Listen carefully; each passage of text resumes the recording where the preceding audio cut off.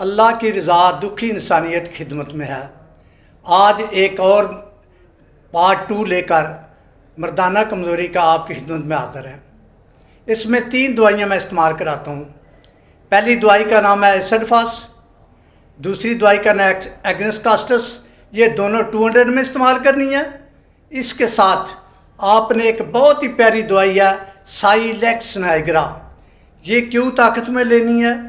ये सुबह, दोपहर और शाम 3 टाइम या 15 से 20 कतरे पीने हैं। इंशाल्लाह आप देखेंगे कि आपको जो बचपन में की हुई गलतकारियाँ हैं उनसे भी कवर अप हो जाएंगी और अल्लाह आपको शिफा दे। हमारी भी यही दुआज़, आप हमारे लिए दुआ करें, हम आपके लिए दुआ गो है। अल्लाह आपको शिफा दे।